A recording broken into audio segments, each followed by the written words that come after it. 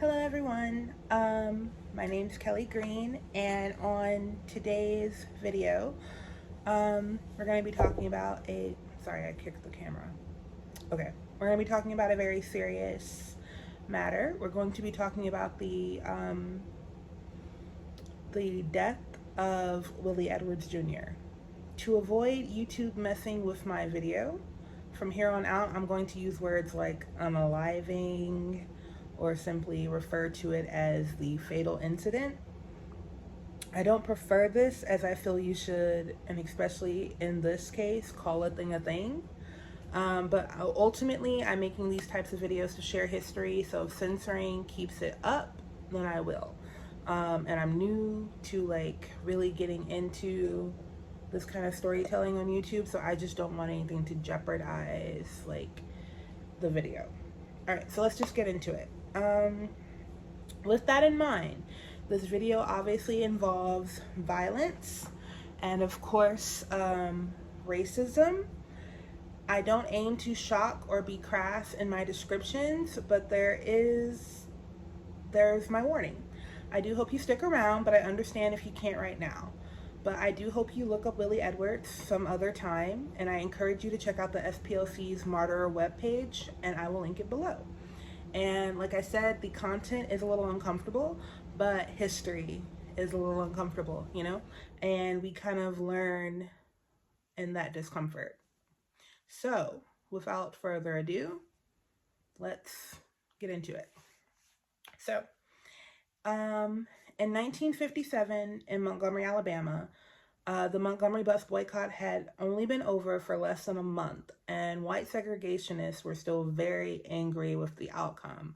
Not to mention, something I didn't realize is that this didn't even mean that bus desegregation took full effect nationwide. For instance, Atlanta's buses weren't desegregated until 1959. That's 2 years later, after another demonstration led by 100 Black ministers in Atlanta. So that's something to think about, right? Because I feel like the way we're taught this history, if we're taught it in classes, is that, these big landmark things happen. Rosa Parks doesn't give up her seat. The bus boycott happens. Everyone, the law gets changed. Everyone's happy. Obviously, we know there's more to it. There's more before it. There's more after it. But you know what I'm trying to say? Anyway, but anywho, I say all that to say that while the progress was made during the Montgomery bus boycott, that progress was monumental. However, it led to an increase in racial terror and racial terror violence in Montgomery, Alabama. I think we often think of these gains, like I said, as tremendous moments in the civil rights movements, as completions. Like, yay, the buses are desegregated, everything is great, we live happily ever after. But that isn't the case. And oftentimes there is a fallout. From a great win comes a great loss. Which brings to me the case of Willie Edwards. Willie Edwards is one of the people recognized as a civil rights martyr by the SPLC.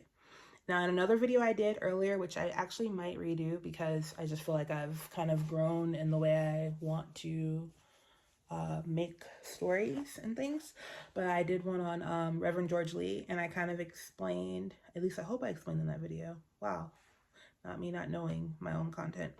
But when we talk about martyrs in the sense of the civil rights movement, sometimes people think of the word martyr as someone who has purposefully given their life willingly, like there are people who sacrifice themselves, right?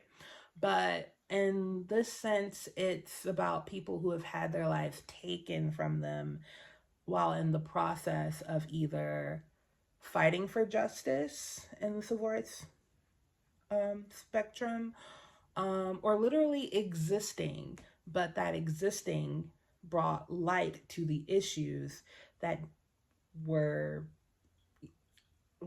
human rights issues, civil rights issues, you know what I mean? Back to Willie. I'm sorry, it's a lot of ad-libbing.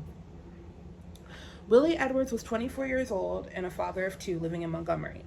Edwards drove a truck for Winn-Dixie. That's like a popular supermarket. We have one here in Pensacola, in case you hadn't heard of it. Obviously they have them in Alabama, but I don't think we had one in Chicago, so I just decided that you might want to know what a Winn-Dixie is. On July 23rd, 1957, several white men and Ku Klux Klan members were gathering in a restaurant when someone mentioned that a black Winn-Dixie truck driver had spoken to a white woman in an offensive manner. Now, we don't have a detailed explanation of this alleged incident, and within the context of the situation, the comment could have been anything. Remember, 2 years earlier, Emmett Till, 1955, a 14-year-old child, little boy, lost his life for allegedly whistling at a white woman. That was a lie, by the way. We'll give him his own video soon, actually. But if you go to the Legacy Museum and the Lynching Memorial in Montgomery, ironically, you can see a list of benign interactions between black and white people who have led to lynchings and deaths of black people of all ages. Literally, black boy did not step off the curb fast enough for a white woman to pass by. Lynching, you know what I mean? So this offensive manner of comment could be anything. But that being said, it is suggested that the comment in question was of romantic nature, which would have been a huge no-no in 1957 Alabama. The SPLC document actually says that the white men discussing it actually thought Edwards was in a full-on relationship with a white woman. So there is some discrepancy between the inciting story. At the end of the day, it doesn't really matter. For one, it's still not clear if Edwards was even the man they were looking for, because he had picked up a shift for another man to make some extra money. So it's quite possible that this was a case of mistaken identity. And then, so there's that. And in any case, mistaken identity, relationship, comment, what have you, there's no excusing what happens next. So according to an affidavit by Raymond Britt, there's going to be a lot of names in this story, so you're gonna have to stay with me on this. So there was an affidavit by Raymond Britt that on the night of the fatal incident, he and a KKK member and 3 other men were present. The men that were present, their names were Sonny Kyle Livingston Jr., that's all one name, Henry Alexander, and James York.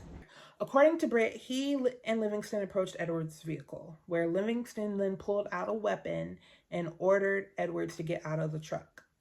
Edwards complied, and they made him get in the car where York and Alexander remained. So they were still waiting in the car at this time. While they were in the car, they proceeded to beat Edwards and question him. And the entire time, Edwards was stating his innocence, pleading with them and telling them that he had done nothing wrong. He never changed his story while they were in that car and they were assaulting him. But they drove Edwards to the Tyler Goodwin Bridge, where Livingston and York got out of the car and made Edwards get out as well. According to Britt, once out of the car, the men continued to slap and push Willie Edwards around. And then Livingston pointed his weapon at Edwards and told him, quote, hit the water. And it was at that point that Willie climbed up on the railing of the bridge and then jumped from about 50 feet up. Britt would recall hearing Willie scream all the way down. Britt even admitted to making jokes around town after the incident about how Edwards had jumped in for a swim. Like, imagine that. Like, imagine hearing a man's last moments and then joking about it. Like, how do you sleep, you know? But meanwhile, remember I told you that Willie was a father of 2? So he had 2 daughters and a wife named Sarah. And Sarah was at home with a baby on the way, actually. And when Willie left for an extra shift that night, he kissed his wife Sarah goodbye and he touched her stomach and he told her to take care of his son. He told her he knew the baby would be a boy. when she asked, because, he was like, take care of my son. And she was like, how do you know it's going to be a boy? And he was like, nah, I know it's going to be a boy. So he was really excited about his growing family. And he told her he knew, it's going to be a boy. And that would be the last time that she would see him alive. So when Willie didn't come home that day, Sarah was super worried, and he had not returned like hours into the next day. And her mother tried to calm her down. Like, she was suggesting maybe he took another shift, like maybe he was working in extra hours, because he's got a baby on the way, like he's trying to like get it in, but any hopes of that were dashed when police discovered his abandoned truck with the lights still on. So Edwards was reported missing on April 18th. Sarah would go on to have her baby that same month, and he was in fact a little boy. Like, the thought of having your baby while having literally no clue where your husband is just so awful. Like, and I think about that. So, like when we think about our fallen civil rights leaders and things like that, you think about like Malcolm X and how his wife was, and how Dr. Betty Shabazz was pregnant at the time of his death with twins. And and she was there when he was unalived.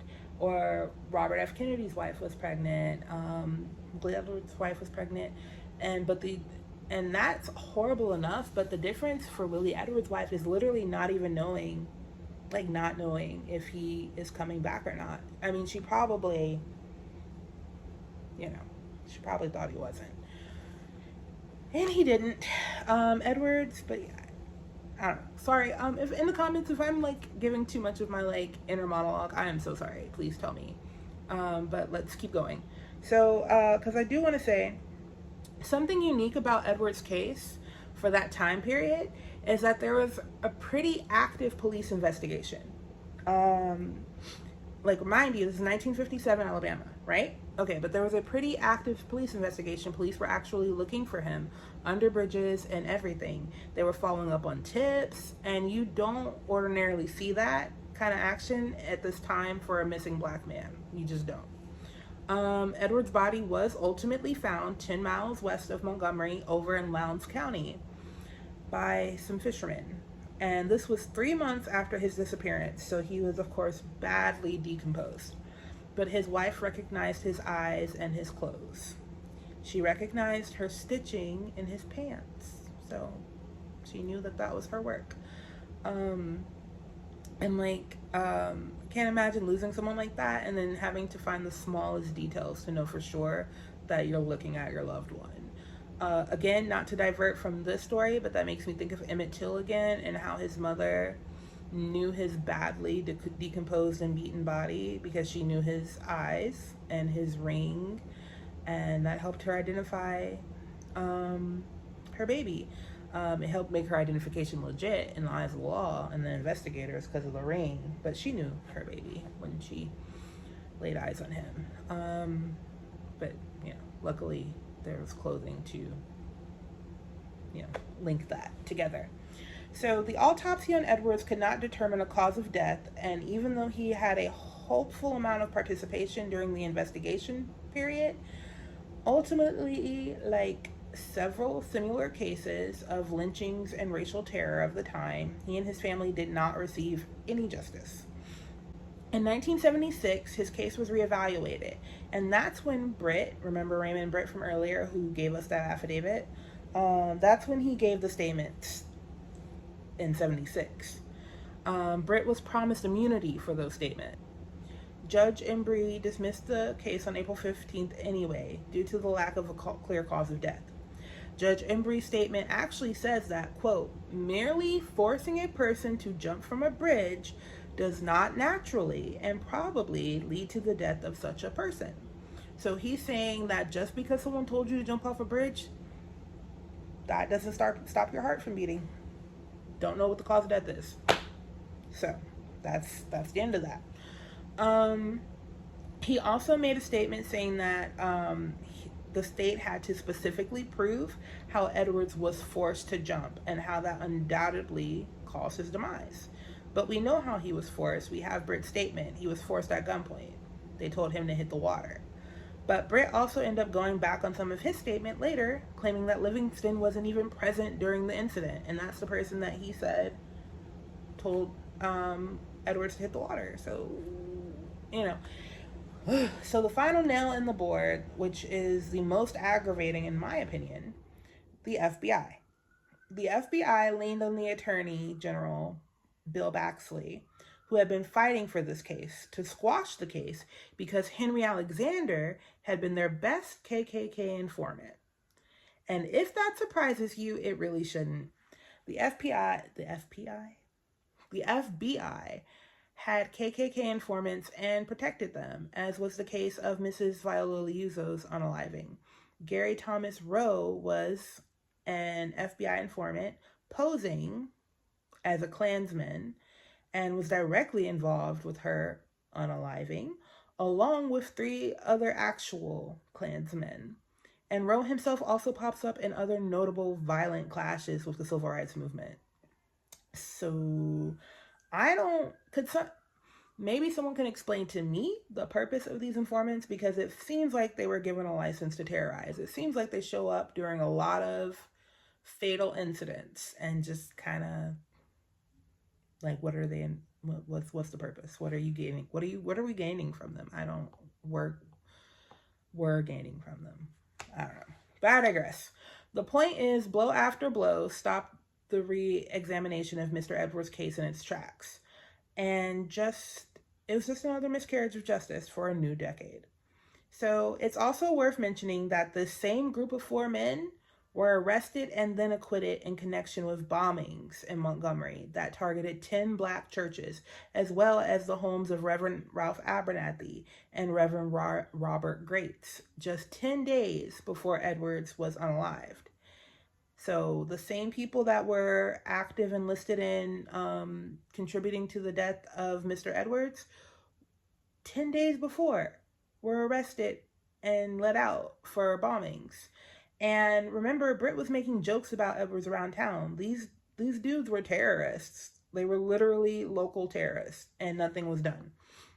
So by that time in 1976, when the trial happened, Sarah, Willie Edwards' widow, now named Sarah Salter, had remarried and moved her family up to New York. I mean, as we see, they were not interested in making sure this family saw any justice. Not to mention, there was no shortage of violence being committed against the Black communities in the South as a whole, so it makes sense. She didn't want to raise her family there. But her daughter Melinda, who was only 3 when she lost her father, had quit her job in New York to watch the trial, just to be disappointed all over again. But the story doesn't end yet. In 1992, Henry Alexander confessed his involvement in Edwards' death to his wife, Diane, a couple of days after the Thanksgiving holiday.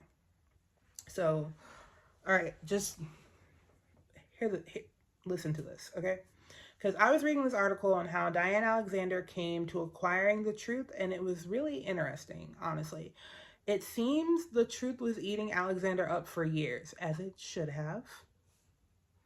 And he had Diane, which was his 3rd wife, believing he was innocent for years. Before he was arrested back in 1976, he had actually tried to move away because he felt the heat coming. He literally maintained his innocence the whole time, though. And since the case went away, I guess she believed him, you know? And then one day he just unloaded the truth on her. She told reporters that Alexander explained that he was the one who got his friends all riled up. He was the one that came into the restaurant or the bar or whatever talking about what he heard. He also said that Edwards was given a choice to either run or jump over the rail. And Alexander stated that he had never considered that Edwards would choose the latter, stating if he'd have run, they never would have shot him.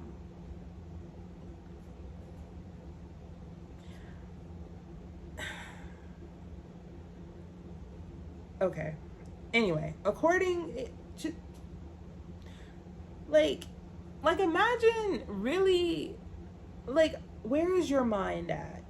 Like, I wonder, did he really believe, like, did he really believe that as, like, an excuse? I guess he did, but put yourself in that man's shoes. You won't, but put yourself in that man's shoes. Oh, we wouldn't have unalived you if you had just ran. You could have just ran. How do I know that? You just told me to hit the water with a weapon pointed at me. Come on. But, you know, hey. Anyway, so according to Diane, Henry Alexander, her husband, he had been making statements about how his life had meant nothing and everything was for nothing. And about 4 days before he died, he was actually sitting out in the front yard just crying. And he had told her, I had no business hating the blacks. They've never done anything to me. You know, that's what he said to her when she came to check on him. And he died in December. So after he died, Mrs. Alexander ended up, first of all, she was rocked. Like, imagine living your life, you heard that your husband was a part of some crazy stuff, which personally, hey, you know what? That's another story. But you heard he was a part of some crazy stuff. He swears he wasn't. I don't know, like, how great his attitude was, period. But okay. But he swears he wasn't. You accept that. You believe him. You're chilling. And then one day you're at work just doing your thing.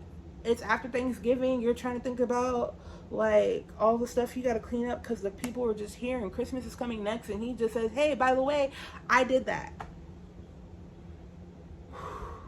Wow, okay. So, you know, all right. So after he dies, she ended up sending a letter to Sarah Salter, Edwards' widow, telling her what her husband had told her in an effort to right some of the past wrongs.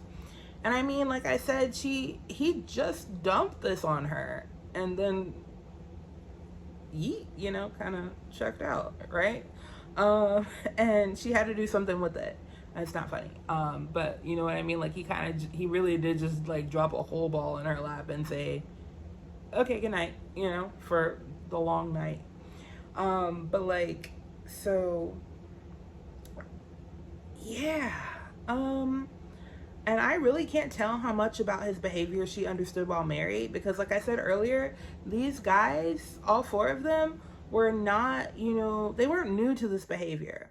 And Alexander himself had been very instrumental in a lot of ugly stuff.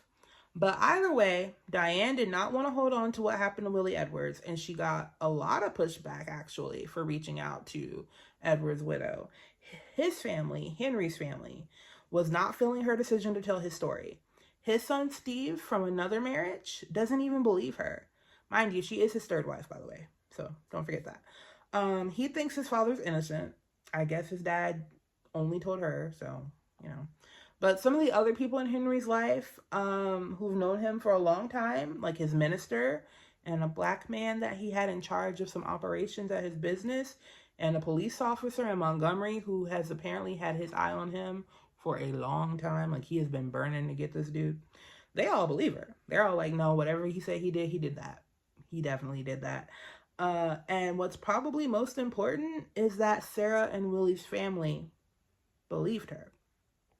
So anyway, that part of it's just really interesting, and I'm glad she didn't keep it to herself, because at least it fits that puzzle piece together for the family, you know, like, doesn't bring anyone back, but it tells the story. The story is told, and you got names to put to it. I mean, we had the names, but, like, you know what I mean? Like, okay, you can solidly say, yeah, this is pretty much what happened.